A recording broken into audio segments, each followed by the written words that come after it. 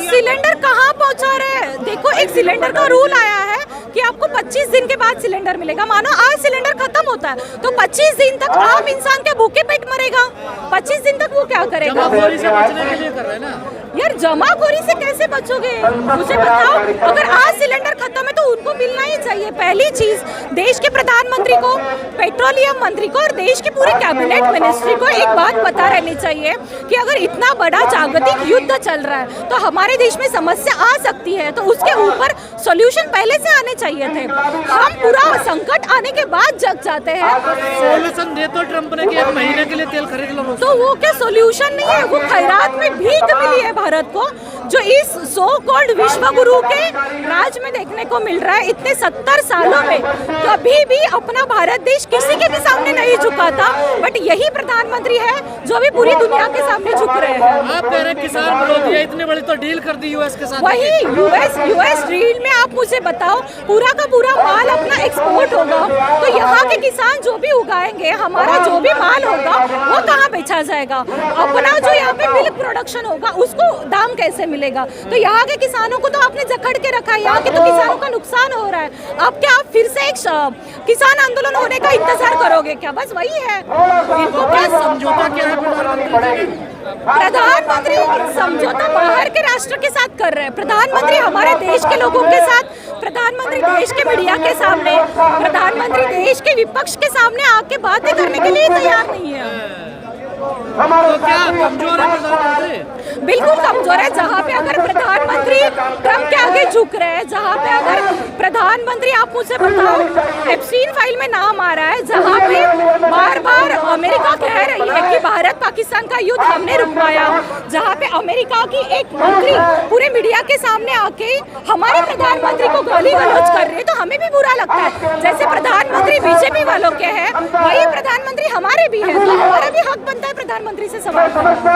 तो क्या भारत में ऐसे पहले प्रधानमंत्री हुए हैं? इनके जैसे प्रधानमंत्री कभी नहीं हुआ, जो संसद से भागता है, जो किताबों से डरता है, जो प्रेस कॉन्फ्रेंस नहीं लेता, जो ट्रम्प के आगे झुकता है, जो एप्स्टीन जैसे विकृत लोगों के साथ अपने संबंध बना के रखता है। पर होता कहता है 56 इंच की छाती है।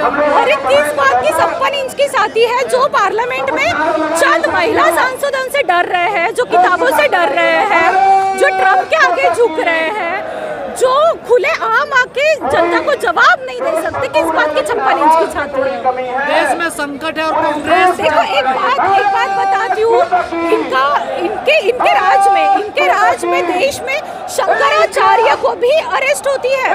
शंकराचार्य के भी साथ यहाँ पे बुरा बर्ताव होता है, उनको भी घिसा जाता है, मतलब उनके साथ गैर व्यवहार किया जाता है। ये तो पहले कभी 70 साल में नहीं हुआ भारत में, ये अब हो रहा है। इसका मतलब हिंदुओं के राज में हिंदू खतरे में है, ये तो दोगलापन हो गया। देश संकट में और कांग्रेस जनता को भड़का रही है। देखिए, कांग्रेस जनता को भड़का नहीं रही है, कांग्रेस जनता की आवाज बन के मजबूती से खड़ी है, बिकॉज इस सरकार को जनता की आवाज सुनाई नहीं दी जा रही है।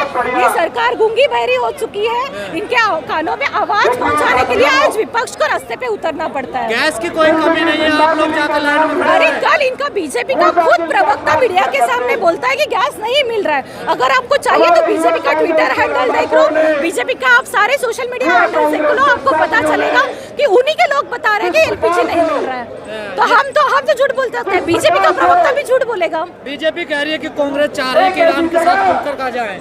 क्या रखा जाए? ईरान के साथ खड़ा हो जाए भारत। नहीं, बिल्कुल खड़ा होना चाहिए। ईरान हमारा इतना पुराना दोस्त है, अगर हम दोस्ती नहीं निभा सकते तो हमें ट्रम्प जैसे विकृत लोगों के साथ दोस्ती निभाने में कोई भी दिलचस्पी नहीं है।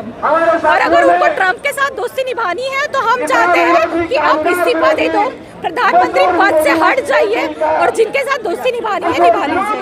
ट्रम्प से दोस्ती करना ठीक नहीं है भारत के लिए। किसके साथ? ट्रम्प से दोस्ती बिल्कुल नहीं यार। जिन लोगों का नाम एप्स्टीन फाइल में आ रहा है, जो लोग विकृत साबित हो गए हैं, जिन्होंने इतना घिनौना कृत्य किया है, उनके साथ अगर अपने देश के प्रधानमंत्री है तो हमें तो शर्म आती है इस बात को। हमारे देश की संस्कृति परंपरा सब मिट्टी में मिला दी है। लेकिन मैम बात यही है ना, नंग बना कांग्रेस करती है, प्रधानमंत्री ये बात बोल क्या क्या नंग बना देखो, जो लोग खुद नंगे हैं, विचारों से नंगे हैं, हरकतों से नंगे हैं, वो दूसरों को नंगे बोलते हैं, क्योंकि उनके मन में डर है। जब आवाज इकट्ठा होती है ना, तो क्रांति की शुरुआत होती है, और अब क्रांति की शुरुआत हो चुकी है।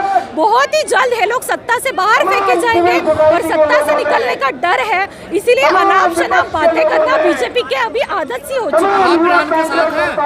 आप ईरान के साथ हैं? बिल्कुल, ईरान हमारा पुराना दोस्त है, बट ये है कि सरकार के डिसीजन के खिलाफ खड़ा रहना क्या हमें मजा नहीं आता, बट सरकार जब देश विरोधी बातें करती है, सरकार जब आम इंसान के खिलाफ डिसीजन लेती है, तब इस देश का विपक्ष, इस देश के विपक्ष नेता और इस देश का युवा मजबूती से आम इंसान की आवाज बन के खड़ा रहेगा। लोग तो कह रहे हैं कि वो महिला विरोधी सरकार थी। कौन सी महिला विरोधी? ईरान में ईरान में ऐसा, आप भी महिला है तो आप बताओ वो ऐसा रहता तो उनके जाने के बाद कुछ लोग जो है ना मातम नहीं मनाते। और रही बात जो आप ईरान की कर रहे हो, talk about the our prime minister, talk about Epstein file, talk about Hardeep Puri ji, talk about LPG rates. Gandhi ji का भी नाम एप्स्टीन में। हाँ, ये तो बड़ा मुख्य मुद्दा है कि एक भाजपा के प्रवक्ता है सुधांशु द्विवेदी जी, जिनको इतिहास के बारे में कुछ भी पता नहीं है। मतलब गांधी जी गुजर गए 1948 में, एप्स्टीन पुरी का जन्म हुआ 1953 में, और फिर भी ये कहते हैं कि एप्स्टीन के फाइल में गांधी जी का नाम है। मतलब ये होता है वॉस्टअप यूनिवर्सिटी का ज्ञान, जिनकी डिग्रियां व्हाट्सएप से निकलती है, जिनके प्रधानमंत्री की डिग्रियां व्हाट्सएप से निकलती है, और ऐसे लोग मीडिया में आके देश के विरोधी ही काम करेंगे, और उनके खिलाफ हम अंत तक आवाज उठाने का काम करेंगे। राहुल गांधी सही आदमी नहीं है, ऐसे व्यक्ति नहीं। देखो, किसी के सही और गलत कहने से कोई सही गलत नहीं होता। राहुल जी मजबूती से अपनी आवाज रख रहे हैं। राहुल जी तो डेली डिमांड कर रहे हैं कि सामने आइए, ओपन प्रेस कॉन्फ्रेंस कीजिएगा। आप सभी के माध्यम से मैं भी कहती हूँ कि हमारे अपोजिशन लीडर राहुल गांधी के साथ देश के प्रधानमंत्री ने एक प्रेस कॉन्फ्रेंस करनी चाहिए, सारे जवाब मिल जाएंगे। देश में बड़ा संकट आने वाला है, और भी बिल्कुल ऑलरेडी आ चुका है। एलपीजी के रेट बढ़ गए हैं, एलपीजी नहीं मिल रहा है, पेट्रोलियम के दाम बढ़ रहे हैं, तो इसका मतलब है कि देश में संकट आ चुका है। और क्या होना बाकी है? अब बस भूखे पेट मरना बाकी रह गया है। हमेशा कह रहे हैं गले मिलते हैं, आंख मारते हैं, करते हैं संसद में। संसद की हरकतें मैं बताती हूँ, संसद से भाग जाना, संसद में विपक्ष का माइक बंद करना, संसद में विपक्ष के लोगों को सस्पेंड करना, ये तो संसद की हरकतें नहीं हो सकती। किसी को गले मिलना तो कोई प्यार से मिल सकता है, बिकॉज हम तो मोहब्बत की दुकान पहले से खोल चुके हैं। मोहब्बत बांटना, प्यार बांटना, यही देश का कल्चर है, और ये लोग जो है वो नफरत फैलाने में लगे हुए हैं। नहीं, जब बोलने का टाइम आता है राहुल गांधी चले जाते हैं। कब विदेश गए हैं? एक प्रूफ देखो, जब राहुल गांधी बोलने के लिए खड़े रहते हैं, तब इस देश के प्रधानमंत्री संसद में आते ही नहीं है।